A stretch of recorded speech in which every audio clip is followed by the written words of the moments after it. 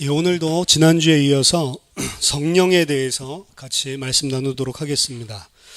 오늘날 교회에 있어서 가장 많이 오해되고 있는 부분이 바로 성령에 관한 부분입니다. 어떤 사람들은 성령이 마치 그냥 힘, 능력, 파워 정도로 생각하는 경우도 있습니다. 특히 성령의 역사를 강조하면서 각종 이 능력과 이적 운동을 하는 자들 가운데에는 성령이 마치 자기가 부리고 있는 영처럼 강하게 역사하라고 성령님에게 명령하는 일까지도 있단 말이에요. 신사도 운동하시는 우리나라의 굉장히 유명한 장로님 집회하시는 거 보니까 성령이 역사하도록 기도를 하는데 성령한테 명령하더라고요. 더 강하게 역사해. 좀 더 강하게. 미친놈입니다. 성령이 자기가 부리는 무슨 하수인인 것처럼 반말 쓰면서 역사하라고 명령까지 하는 실정이란 말이에요. 안타까운 거는 그러한 집회에 수많은 사람들이 따라다니고 미혹되어 속고 있다는 것입니다. 성령은 내가 부릴 수 있는 무슨 힘, 능력이 아닙니다. 성령은 삼위일체 하나님이시고 인격이시란 말이에요. 이걸 분명히 우리는 알고 있어야 됩니다. 우리가 원하는 대로 부릴 수 있는 그런 귀신 같은 영이 절대로 아니라는 거죠. 그 성령 하나님은 구원의 계획에 있어서 절대로 자의대로 일하지 않으십니다. 오늘 본문 13절 14절에 나오듯이 스스로 말하지 않고 오직 들은 것을 말한다라고 이야기를 했죠. 그리스도의 영광을 나타내는 일만 하시는 겁니다. 따라서 성령 하나님께서 하시는 가장 중요한 일은 그리스도께서 완성하신 구속을 하나님께서 택하신 자들에게 나타내시고 그들에게 구속을 적용하시는 일이 가장 중요한 일이란 말이에요. 정확히 말한다면 우리가 예수 믿은 게 아닙니다. 우리가 예수 믿는 게 아니고 하나님의 은혜로 성령께서 내 속에 역사하셔서 내가 예수를 믿게 된 것이죠. 성령 하나님께서 내 속에 예수를 증언하시지 않는다면 나는 자력으로는 절대로 믿을 수 없는 것입니다. 그래서 예수님께서는 요한복음 15장 26절에 내가 아버지께로부터 너희에게 보낼 보혜사 곧 아버지께로부터 나오시는 진리의 성령이 오실 때에 그가 나를 증언하실 것이다 라고 말씀하신 것입니다. 성령의 주 사역은 우리 속에 그리스도이신 예수를 밝히 증언하시는 것입니다. 모든 성령 하나님의 일하심은 이 주된 사역, 예수 그리스도를 우리 안에 증언하시고 밝히 드러나게 하시는 이 주된 사역 속에서 나머지의 모든 것들이 다 나타나는 거란 말이에요. 이러한 큰 맥락 가운데에서 성령의 은사, 성령의 능력 이런 것도 이해를 해야 된단 말입니다. 오늘날 이 주된 맥락을 놓치고 성령의 은사를 바라보고 있기 때문에 교회 안에 혼란이 가중된 것입니다. 은사란 무엇입니까? 은사는 헬라어로 카리스마입니다. 카리스마라는 의미는 선물, 기프트예요. 선물. 은사라고 한다면 대부분 우린 뭘 생각하냐면 방언, 치유, 영분별 이런 것들을 생각하는 게 일반적이죠. 하지만 성령님께서 우리에게 주시는 은사는 이런 특별한 이 특출난 뭔가 능력 이것만을 말하고 있는 게 아닙니다. 우리가 생각할 때 굉장히 특출하게 생각하는 거, 저 사람은 무슨 은사가 있어 라고 할 때 항상 이런 것들을 떠올리잖아요. 그것만 말하는 게 아닙니다. 방언, 치유 같은 뭔가 특별한 것만 은사가 아니란 말입니다. 저는 예전에는 이러한 것들만 은사인 줄 알았습니다. 그래서 청소년 시절부터 늘 방언의 은사를 받고 싶어 했어요. 은사를 사모하라는 말도 성경에 있잖아요. 그러니까 은사를 받기 위해서 사모하고 달라고 기도하는 게 성경적으로 맞다라고 생각을 했고 또 많은 목사님들도 그렇게 이야기를 해줬기 때문에 좌우지간 방언 달라고 많은 기도를 했습니다. 그러니까 하나님의 은혜로 방언의 은사를 받지 못했지만 은사라고 할 때 우리는 어떤 특정 은사 몇 가지에 국한돼서 늘 생각하고 있습니다. 성경에서 말하는 은사가 무엇인지부터 우리는 제대로 이해를 해야 됩니다. 진짜로 우리가 사모하고 반드시 받아야 되는 은사는 따로 있습니다. 로마서 6장 23절에 보니까 죄의 싹은 사망이요 하나님의 은사는 그리스도 예수 우리 주 안에 있는 영생이니라. 로마서 6장 23절을 보면 예수 그리스도 안에 있는 영생이 하나님의 은사라고 선포하고 있습니다. 이것이야말로 바로 우리가 사모하고 반드시 받아야 하는 은사인 거예요. 로마서 5장 15절 16절에도 그러나 이 은사는 그 범죄와 같지 아니하니 곧 한 사람의 범죄를 인하여 많은 사람이 죽었은즉 더욱 하나님의 은혜와 또한 한 사람 예수 그리스도의 은혜로 말미암은 선물은 많은 사람에게 넘쳤느니라. 또 이 선물은 범죄한 한 사람으로 말미암은 것과 같지 아니하니 심판은 한 사람으로 말미암아 정죄에 이르렀으나 은사는 많은 범죄로 말미암아 의롭다 하심에 이름이니라. 우리가 그리스도로 말미암아서 구원받은 것, 이것이 가장 큰 은사란 말이에요. 우리가 구원받은 것은 우리가 무엇인가를 잘해서 받은 것이 아니기 때문에 그것을 하나님의 선물이라고 하는 거예요. 사실 이러한 모든 은사를 주시는 것도 다른 은사들, 방언이나 능력이나 다른 모든 은사들, 이 맥락 속에서 허락하시는 거란 말이에요. 하나님께서 어떤 사람이 믿음이 좋기 때문에 특별한 은사를 주시는 게 절대로 아닙니다. 기도를 많이 하면 그 노력이 가상해서 방언을 주시는 것이 아니라는 거예요. 그 은사, 선물이라는 기본적인 개념을 모르고 있는 것입니다. 은사는 우리가 받을 만한 그 어떠한 자격도 조건도 갖추지 않았는데 전적으로 하나님께서 당신의 뜻을 위해서 필요한 것을 그의 성도들에게 선물로 주시는 거란 말이에요. 구원이랑 똑같단 말이에요. 구원 우리가 뭘 잘해서 받은 게 아니잖아요.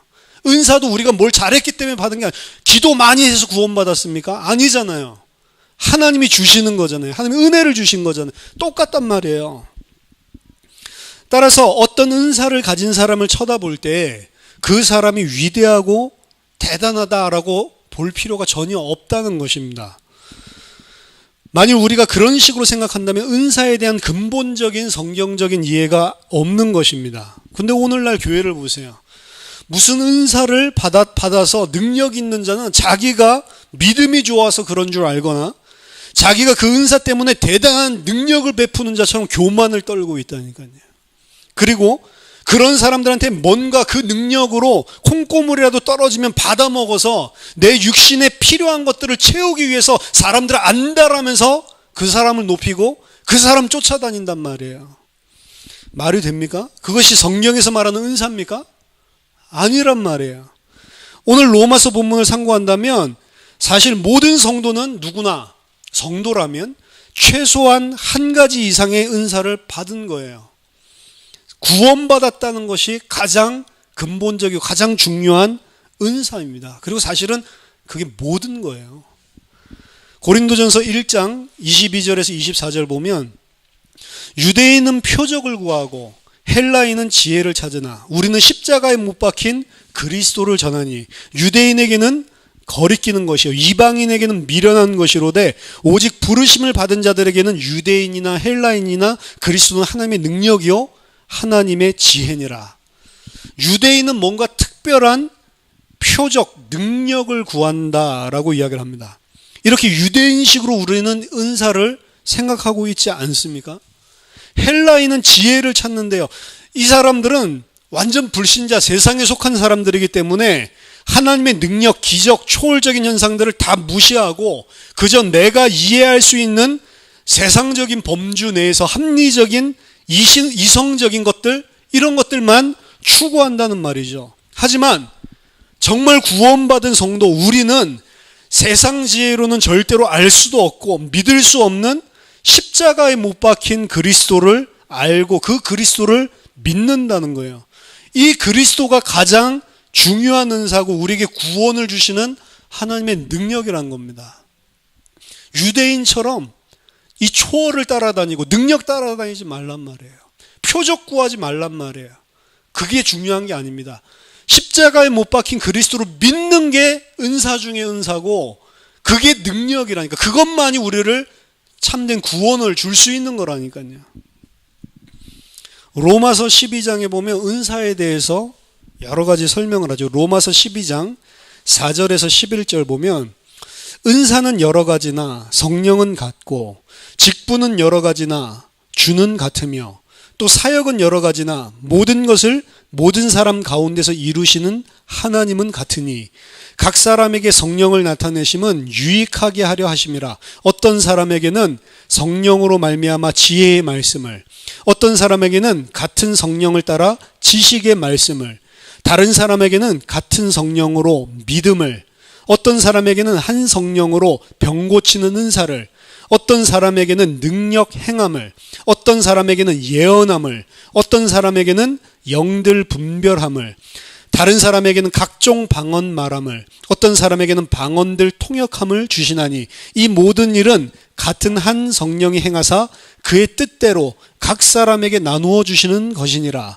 로마서 12장 28절 31절 보면 하나님이 교회 중에 며칠을 세우셨으니 첫째는 사도요, 둘째는 선지자요, 셋째는 교사요, 그 다음은 능력을 행하는 자요, 그 다음은 병 고치는 은사와 서로 돕는 것과 다스리는 것과 각종 방언을 말하는 것이라.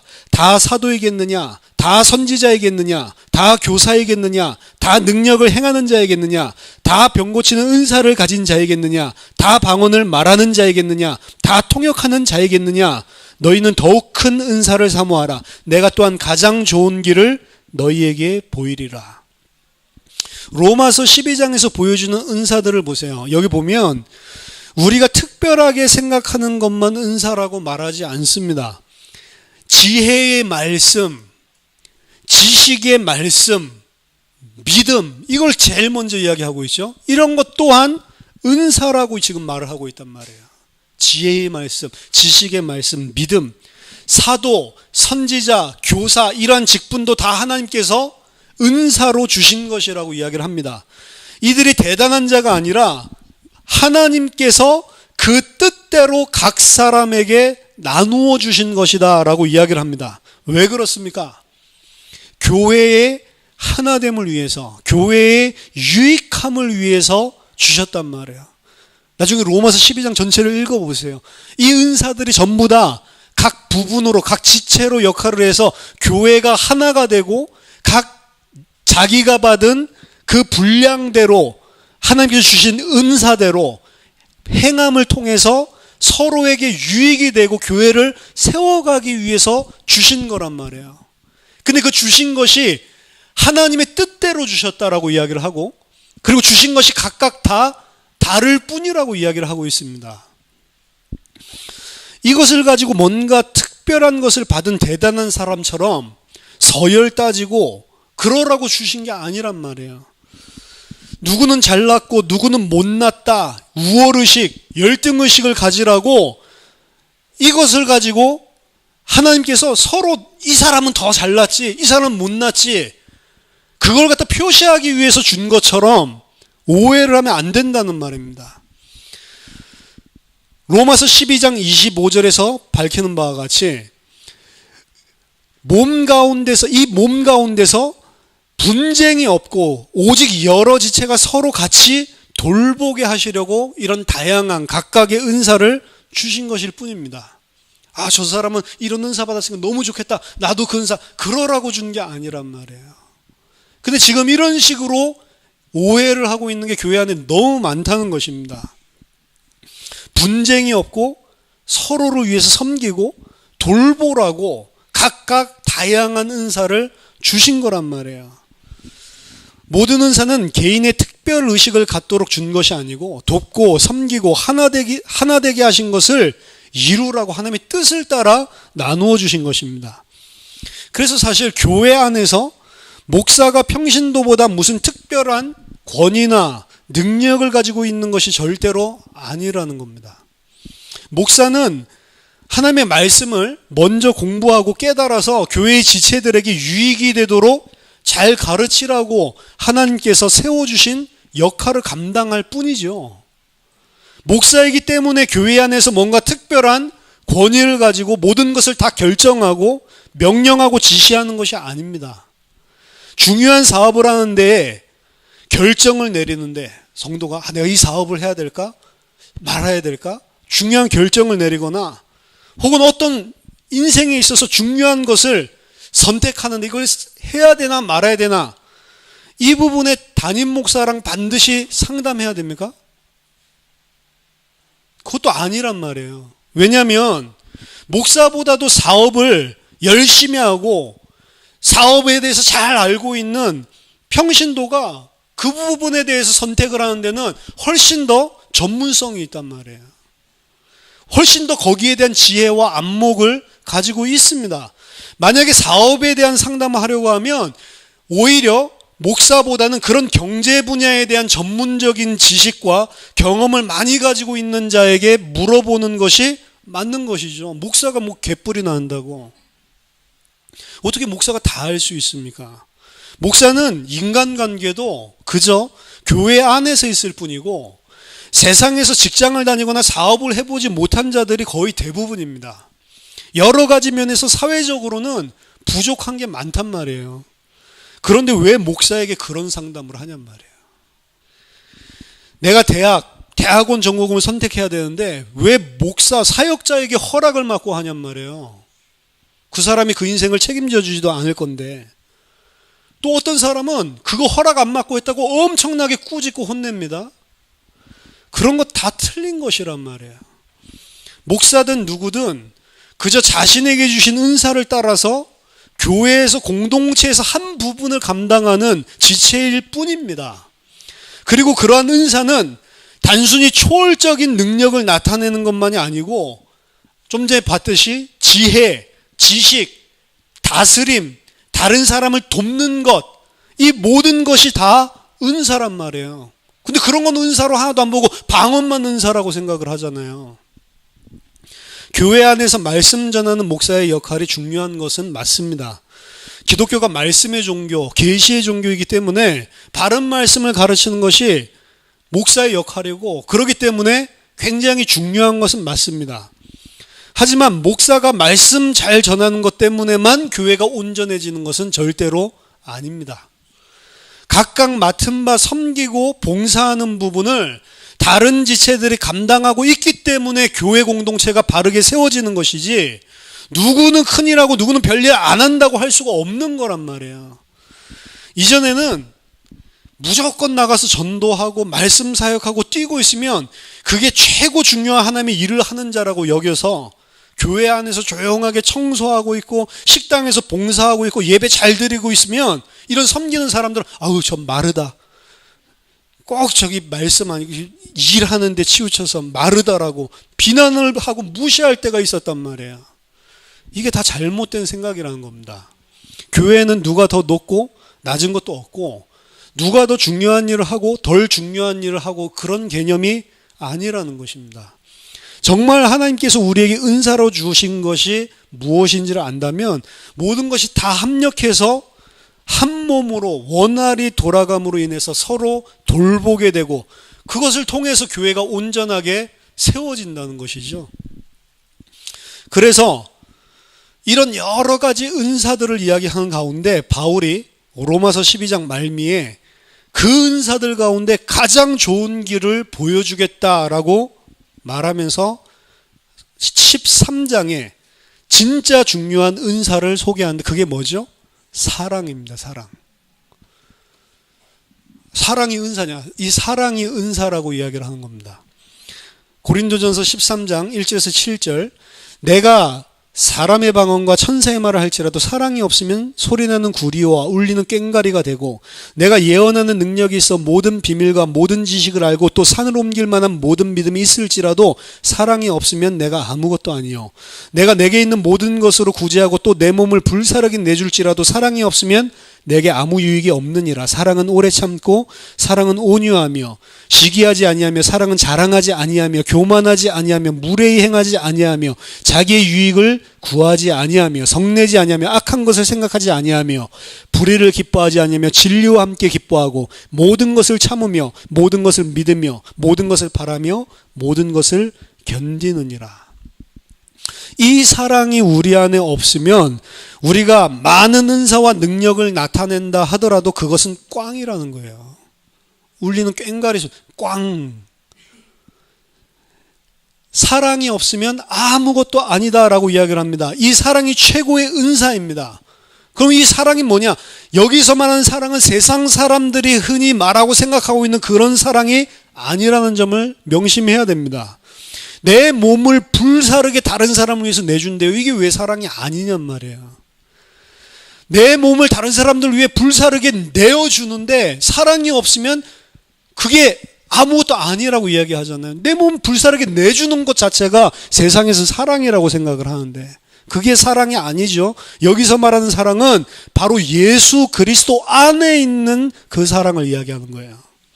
이 사랑을 가지고 있다면 오래 참고 온유하고 시기하고 자랑하지 않고 교만하지 않고 다른 사람에게 무례히 행하지 않고 내 유익을 구해서 살지 않고 성내지 않는다는 것입니다. 이 그리스도의 사랑이 가장 중요한 그리고 영원히 남게 되는 참된 은사란 말이에요. 그 속에서 사실 다른 모든 은사들이 이것을 위해서 나오는 것입니다. 우리가 가지고 있는 모든 은사는 사실은 이 그리스도 안에 있는 이 사랑, 이것에 기초하고 이것을 나타내기 위해서 필요한 거지, 이것이 제외되면 나머지는 다 꽝이란 말이에요. 그래서 그것이 없으면 내게 아무런 유익이 없고 내가 아무것도 아니라고 이야기하고 있는 겁니다.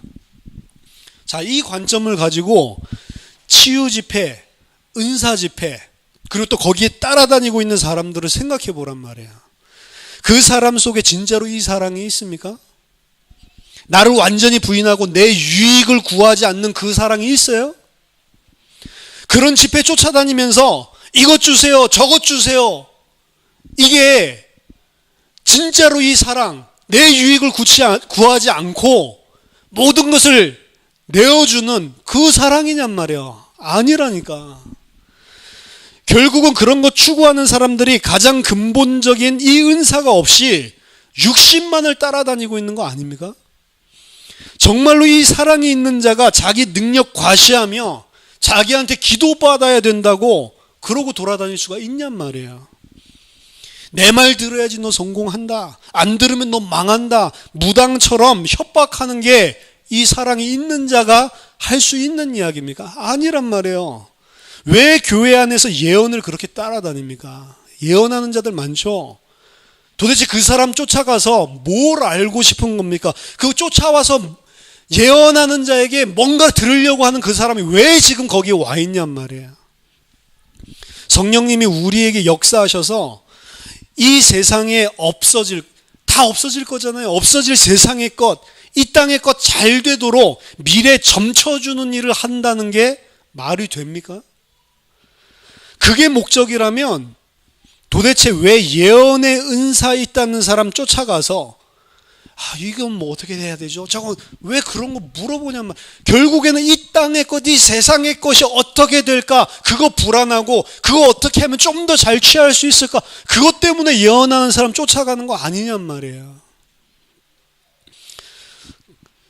정말로 그게 목적이라면, 그리고 그 목적으로 이 사람이 그리스도의 이름으로 예언을 해주고 있다면 성경에서 말하는 성령의 역사 아니란 말입니다. 성령 그거 하려고 오신 분이 아니기 때문에. 예언의 은사가 있다고 하는 자는 사실은 그런 육신의 것을 쫓아다니는 자들에게 하나님의 말씀을 통해서 그게 지금 중요한 게 아니다, 탑을 줘야 되는 거예요. 그게 진짜 예언입니다. 그게 진짜 성령이 하셔야 되는 일이라고. 너가 지금 뭐 때문에 걱정하고 있냐? 하나님의 말씀을 잘 모르는 것 같다. 말씀을 가지고 그리스도를 통해서 하나님께서 우리에게 원하시는 것이 무엇인지를 밝혀줘야 돼요. 그 예언을 하는 사람이 진짜 성령의 예언을 하는 사람이라면. 근데 그렇게 안 하잖아요. 미래에 대해서 막 불안해서 미래에 좀 더 육신적인 걸 얻어보기 위해서 갈급해가지고 묻고 있는 사람한테 무당이 답 주듯이 답 주고 있지 않습니까? 그게 무슨 성령이냔 말이에요. 이게 기독교예요? 그런 기독교는 절대로 없습니다. 그건 기독교가 아니란 말이에요. 성령은 이런 일을 하려고 이 땅에 오신 것이 절대로 아니란 말입니다. 오늘 본문으로 돌아가 보겠습니다. 성령이 그러면 이 땅에 오셔서 하시는 일은 도대체 무엇입니까? 7절에 보니까 예수님은 당신이 떠나가는 것이 제자들에게 유익이라고 말씀하십니다. 그 이유는 예수님이 떠나지 않으시면 보혜사가 그들에게 오시지 않기 때문이라고 말을 합니다. 보혜사는 무엇입니까? 보혜사 원어는 파라클레토스입니다. 이것은 당시 헬라 사회의 법정적인 용어인데요. 그때에는 법정에서 판사, 검사, 변호사, 오늘날처럼 그렇게 재판을 하는 것이 아니었습니다. 따라서 어떤 사건이 있으면 내가 실제로 목격한 증인들을 판사 앞에 데리고 와서 그 목격자, 증인자들의 증언을 판사가 직접 듣고 판단을 하는 시스템이란 말이에요. 그래서 파라클레토스라고 하는 것은 내 편에 서서 나를 도와줄 목격자, 증인을 이야기합니다. 따라서 성령을 보내신다는 것은 예수님을 처음부터 목격하고 정확하게 알고 계시는 증인을 보내신다는 이야기예요. 그게 누구냐? 성령이란 말이에요.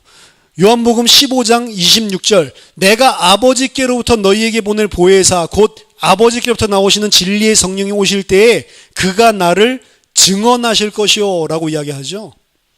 왜?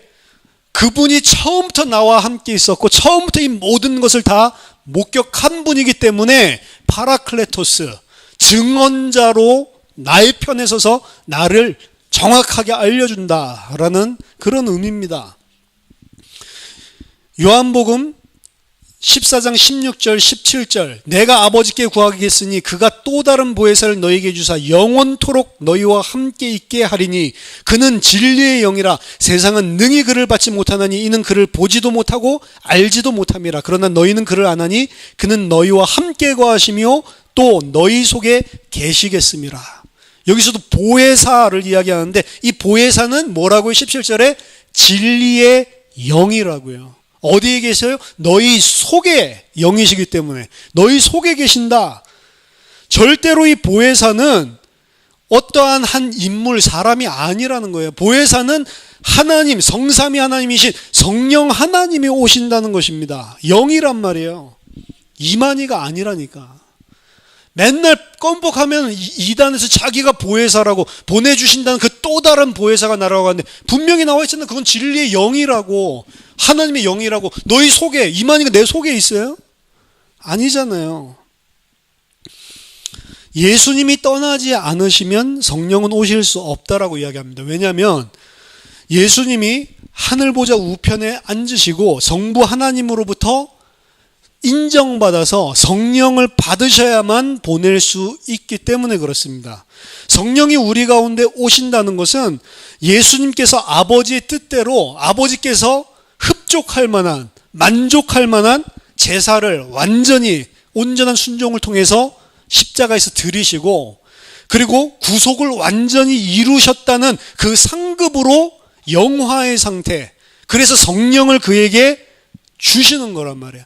그래야만 성령이 임할 수 있는 겁니다. 그래서 구속의 완성은 십자가 부활로 완성된 것이 아니고 구속 역사의 완성은 성령을 부어주심으로 그것이 확증된 사도행전 2장에서까지 거기가 구속 역사가 완성됐다라고 볼 수가 있는 거예요. 사도행전 2장 33절 하나님이 오른손으로 예수를 높이심에 이게 이제 영화의 상태, 그가 약속하신 성령을 아버지께 받아서 너희가 보고 듣는 이것을 부어주셨느니라. 오순절에 120문도에게 성령이 임하셨다는 것은 예수님께서 온전한 구속을 완성하셨다, 이루셨다라는 증거인 것입니다. 그 성령이 오셔서 무슨 일을 합니까? 오늘 8절에 그가 와서 죄에 대하여, 의에 대하여, 심판에 대하여 세상을 책망하시리라. 이게 성령이 오셔서 하는 주된 사역이란 말이에요. 이것 때문에 오시는 겁니다. 여기서 두 가지를 일단 생각해 봐야 되는데, 첫째는 성령이 오셔서 세상을 책망하신다라고 이야기했죠. 그러면 이 세상은 무엇입니까? 요한복음에서 세상을 말할 때는 두 가지 개념이 혼재되어 있어요. 이거를 이해해야 됩니다. 첫째는 하나님을 알지 못하는 세상, 육신에 잡혀서 눈이 덮여 있는 자들을 표현할 때 세상이라는 표현을 씁니다. 요한복음 1장 9절 10절 참빛 곧 세상에 와서 각 사람에게 비추는 빛이 있었나니 그가 세상에 계셨으며 세상은 그로 말미암아 지은 바 되었으되 세상은 그를 알지 못하였고. 그렇죠. 이 세상은 빛을 비췄는데도 전혀 깨닫지 못하고 알아보지 못하는 이런 세상, 하나님이 은혜를 주시지 않아서 눈이 탁 닫혀있는 그런 불신 상태, 그 불신 상태에 죽을 수밖에 없는 죄의 상태 가운데 빠져있는 세상, 모든 사람들 이야기하겠죠. 그걸 이야기할 때 세상이라고 이야기를 합니다. 하지만 그렇게만 쓰는 것이 아니고 두 번째는 하나님께서 창세전 영세전에 구원하시기 위해 택하신 백성들을 표현할 때 똑같은 세상이라고 표현을 해요. 같은 단어인데 두 가지 다르게 쓰인단 말입니다. 요한복음 3장 16절 17절 잘 아는 본문이죠. 하나님이 세상을 이처럼 사랑하사 독생자를 주셨으니 이는 그를 믿는 자마다 멸망하지 않고 영생을 얻게 하려 함이라. 하나님이 그 아들을 세상에 보내신 것은 세상을 심판하려 하심이 아니요 그로 말미암아 세상이 구원을 받게 하려 하심이라. 여기서 심판하려고 하지 않고 구원하기 위해서, 그 세상을 위해서 그렇게 사랑해서 보냈다라고 할 때 이 세상은 하나님께서 택하신 택정자들을 이야기하는 거란 말이에요. 하나님께서 택하신 자들을 위해서 보내셨고, 예수님이 이 땅에 오신 건 심판이라니까요. 근데 왜 심판 아니라고? 택하신 자들을 이야기할 때 똑같은 세상이라는 단어를 쓰는데 이때는 구원을 하시기 위해서 보내셨다라고 이야기를 하는 겁니다. 그래서 여기서 말하는 세상은 앞에서 말했던 세상과 다르게 쓰이고 있는 거란 말이에요. 하나님께서 구원하시기 위해 택한 자를 표현할 때 세상이라고 이야기를 합니다. 그러면 오늘 여기 보세요. 성령이 오시면 세상을 책망하신다고 했는데 여기서 말하는 세상은 뭐냔 말이에요. 하나님 모르는 자들 혹은 하나님 택한 자들 둘 중에 하나겠죠. 세상의 용례에 따르면. 요한복음 14장 17절 보니까 그는 진리의 영이라 세상은 능히 그를 받지도 못하느니 이는 그를 보지도 못하고 알지도 못함이라. 그렇죠? 세상에 대해서 책망한다고 했는데 이 불신자들, 하나님 택하시지 않은 자들 알지도 못하고 듣지도 못하고 깨닫지도 못한단 말이에요. 책망이 안 된다는 거죠. 여기서 말하는 세상은 그래서 불신자들, 하나님을 대적하고 있는 죄인들, 그 세상을 말하는 것이 아니고 하나님께서 택한 자를 표현하고 있는 거예요. 하나님께서 택하신 성도들을 말하고 있는 겁니다.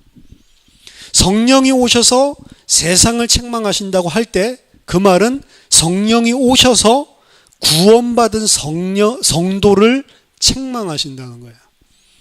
두 번째, 책망한다라는 표현은 엘렉소라는 동사입니다. 책망한다라고 하는 이 동사 엘렉소는 꾸짖다, 경책하다라는 의미도 있지만 납득시키다, 설득시키다, 확신시키다라는 의미도 있습니다. 즉 성령은 하나님께서 택한 백성에게 오셔서 그들을 깨닫게 해서 설득시키시고 확신하도록 만든다는 거예요. 성령 하나님께서 무엇을 우리에게 깨닫게 하고 설득을 시키고 확신하도록 만드냐? 죄가 무엇인지, 의가 무엇인지, 심판이 무엇인지 이 세 가지를 우리 속에 설득시키고 확신시키는 일을 하기 위해서 오신다는 거예요. 이게 가장 중요한 성령의 일이라는 거예요. 그게 보혜사, 그 보혜사가 하시는 일입니다. 성령께서 하시는 일이 무엇인지 우리에게 분명하게 보여주고 있는 거예요. 그래서 14절에 그리스도의 영광을 나타내는 거예요. 죄가 무엇인지, 의가 무엇인지, 심판이 무엇인지를 우리 속에 분명하게 나타내고 확신시키게 만들어서 그 결과 어떻게 돼요? 그리스도의 영광을 나타낸단 말이에요. 이게 진정한 성령의 하시는 일입니다. 병낫게 하는 은사. 나는 지금도 성령님께서 이러한 역사를 이루실 수 있다라고 분명히 믿습니다. 그런 능력이 있어요.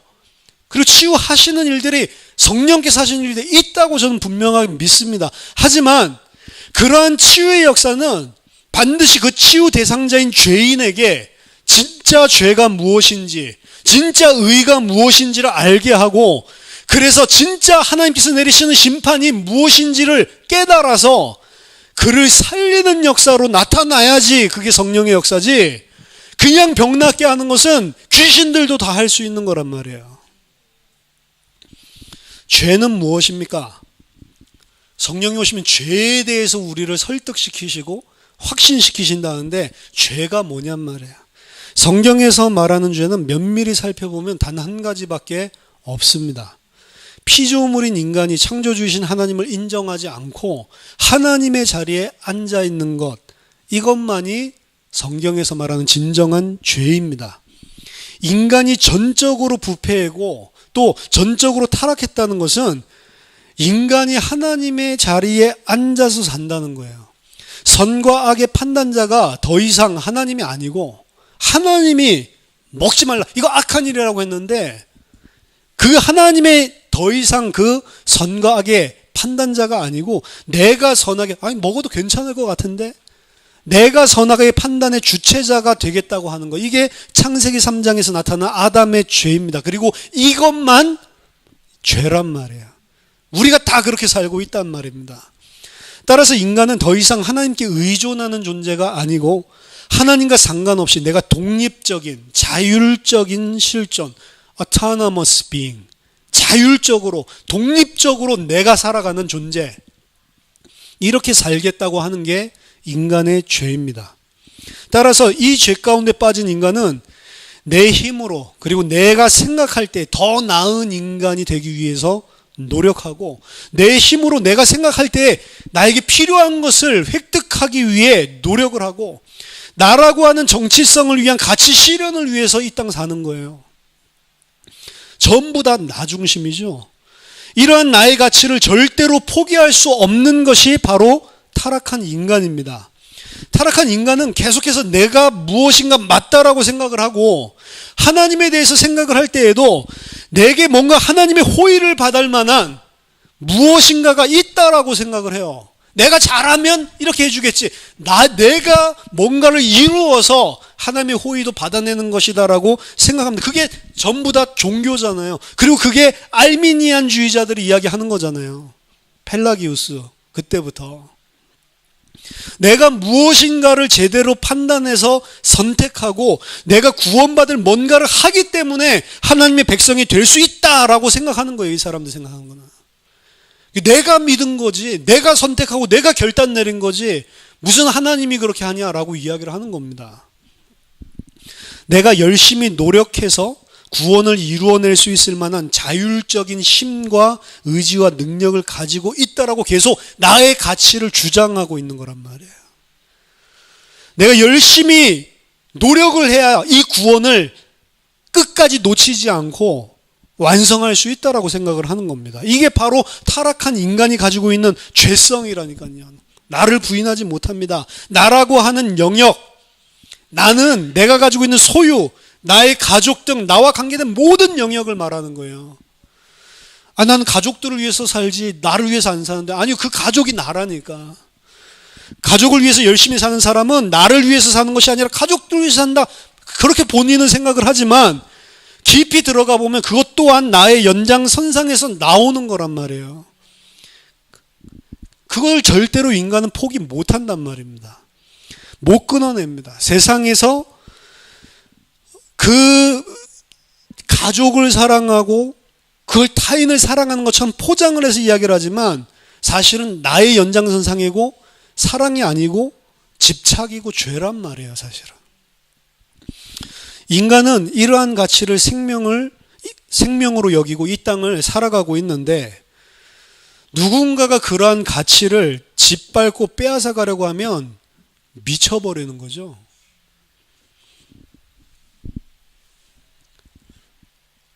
내가 가장 소중하게 여기고 있는 것을 한번 생각해 보세요. 돈, 학업, 성공, 남편, 아내, 자식. 누군가가 내가 이렇게 소중하게 생각하고 있는 나의 이것을 다 짓밟고 빼앗아 가면 여러분 어떻게 하겠습니까? 그것을 빼앗아 가고 파괴시킨 그 사람을 만약에 내가 완전히 복수할 수 있는, 짓밟아 버리고 죽일 수 있는 능력을 가지고 있다고 하면 그런 일이 발생했을 때 어떻게 하겠어요?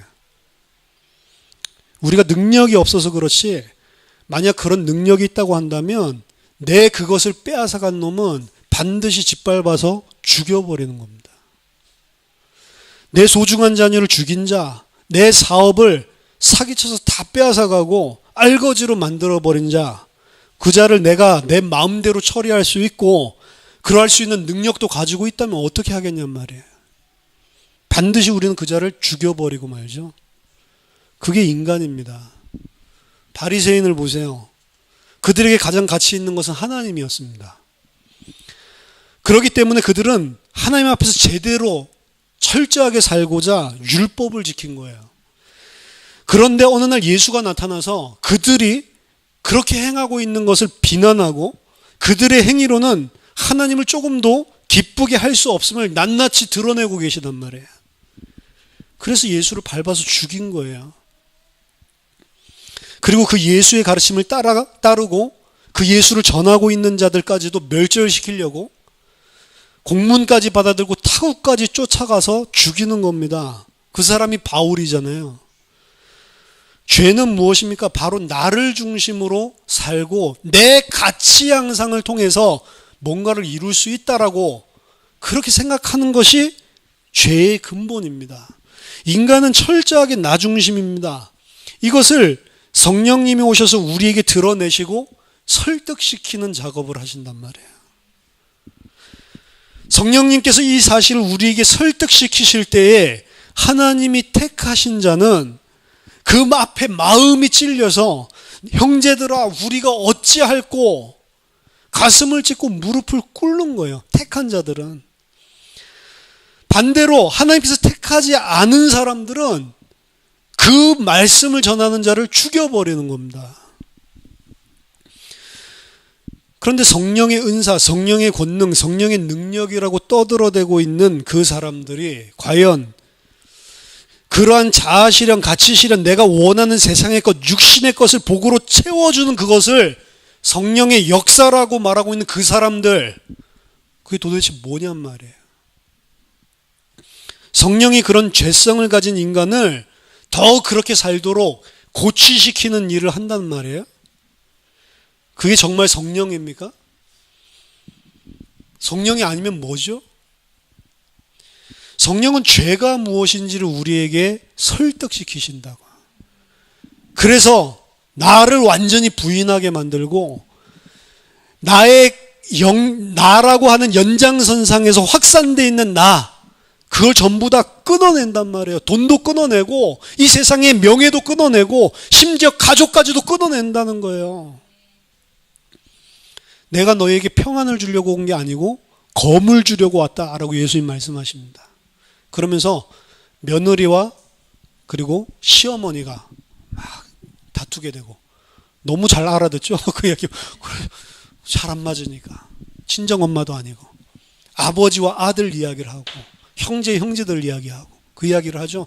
그러니까 이 일을 생각할 때 예수 안 믿는 불신 집안에서 예수 믿으면 저렇게 가족들끼리 분열이 생긴다라고 생각을 하잖아요. 근데 그거는 예수 안 믿는 사람만 이야기하는 게 아니란 말이에요. 예수님이 오신 이유는 예수 믿는 가정 안에서 태어나더라도 내가 그 가족을 다 끊어내고 하나님만을 하나님 자리에 놓을 수 있냐, 그 작업을 하기 위해서 예수님이 오신 거라니까. 다 끊어내는 겁니다. 사실은 이 땅에서 이 땅의 것, 네가 그렇게 소중하다고 하나님보다도 더 소중하게 여기는 거 그거 다 끊어내라고 하는 거예요. 근데 그거를 절대로 못하죠. 그러니까 하나님께서 여러 가지 사건을 통해서 이 땅 사는 동안 성도들에게 그걸 끊어내고 오직 하나님만 내 모든 것으로 바라보는 자로, 내 모든 것을 부인하고 나는 죽고 그리스도만 쫓아갈 수 있는 자로 우리를 작업해 나가신단 말이에요. 그걸 우리가 고난이라고 이야기하는 겁니다. 왜 이렇게 문제가 생기지? 그거 끊어내라고 하는 거예요. 의가 무엇입니까? 죄가 무엇인지를 철저하게 알고 나는 철저하게 이렇게 나 중심으로 하나님을 대적하는 원수짓을 하고 있었다라는 사실을 정말로 알게 되었을 때, 내가 행하고 있는 이 모든 것들, 내가 같이 추구하고 있었던 이 모든 것들조차도 내가 선하게 행하고 있는 것까지도 다 죄였음이 성령에 의해 설득되었을 때 비로소 의지하게 되는 것이 내 의가 아닌 예수 그리스도로 말미암는 하나님의 의인 것입니다. 성령은 의에 대해서 우리를 설득시키신다고요. 나에 대한 철저한 부정이 없이는 우리는 절대로 예수 그리스도께 의지하지 않습니다. 내가 할 수 없다고 진짜로 처절하게 인정되지 않으면 우린 계속 내가 살려고 한단 말이에요.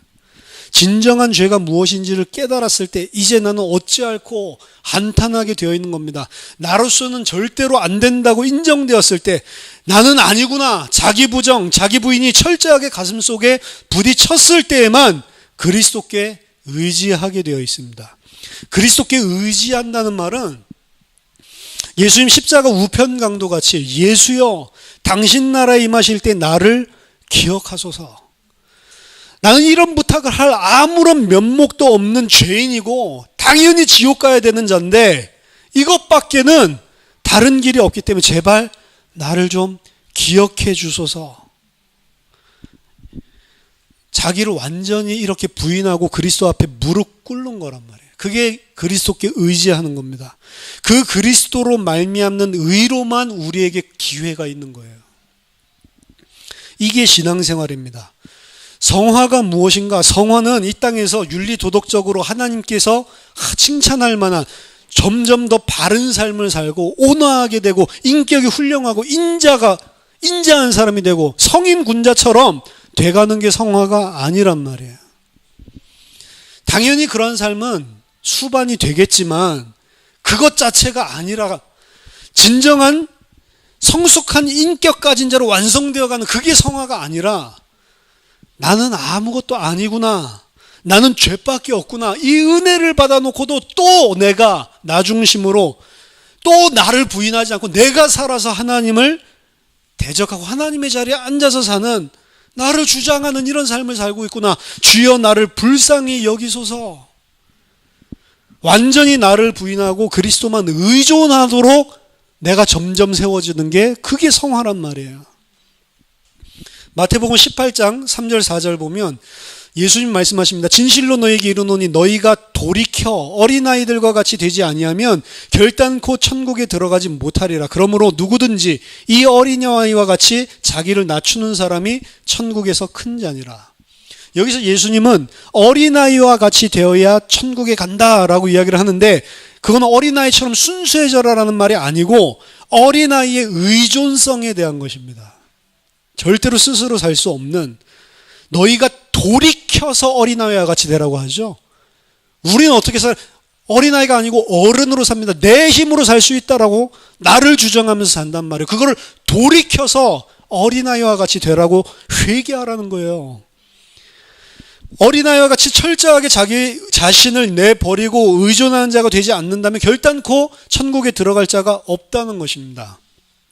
또 4절에 예수님은 이 어린아이와 같이 되는 자는 자기를 낮추는 자다라고 이야기를 하죠. 내가 완전히 부정되고 절대적으로 그리스도만 의존하는 자, 이 사람만 천국 갈 수 있는 겁니다. 그리고 시간이 갈수록 내 모든 것을 다 부정하고 의존할 수밖에 없는 어린아이와 같이 되어 나가는 게 바로 성화란 말이에요. 그것이 천국에서 큰 자가 되는 것입니다.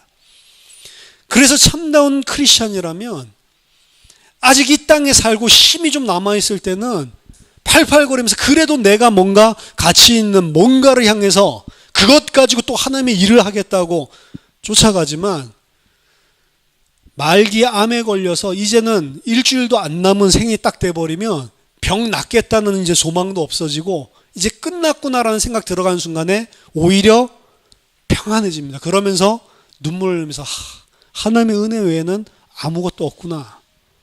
그러고 가는 거예요, 사실은. 그게 성화라고요. 모든 세상에 있었던 것들 다 끊어내고 내가 바라볼 거는 하나님의 은혜. 이런 나를 하나님이 인도하셨구나. 눈물 흘리면서 감사하면서 가는 그게 성화란 말이에요. 심판이 무엇입니까? 죄와 의에 대해서 아는 자만 그 심판이 무엇인지 알게 되어 있는 것입니다. 요한복음 3장 18절 그를 믿는 자는 심판을 받지 아니하는 것이 믿지 아니하는 자는 하나님의 독생자의 이름을 믿지 아니함으로 벌써 심판을 받은 것이니라.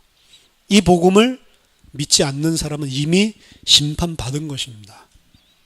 심판이 나중에 오는 것이 아니고 이 복음을 정말로 성령께 설득되어져서 무릎 꿇고 나를 부인하고 그 그리스도를 의지하는 자가 그 그리스도만 의지하는 자가 되었느냐 안 되었느냐 거기서 이미 심판이 끝난 거란 말이에요.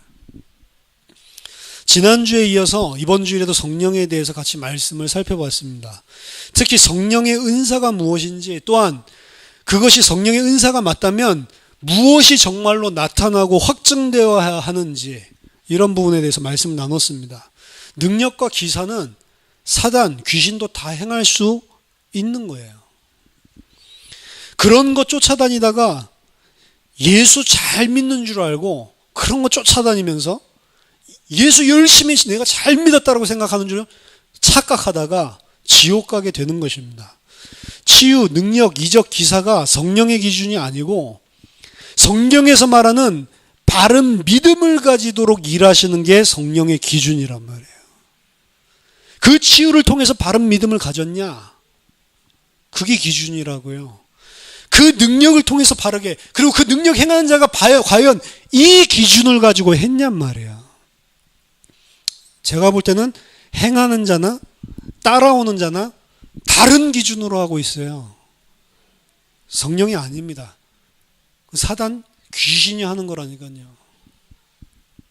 정말로 그러한 은사들을 통해서 죄가 무엇인지, 의가 무엇인지, 심판이 무엇인지 우리에게 설득하고 확신하게 만들고 그렇다면 그것은 성령으로부터 온 것입니다.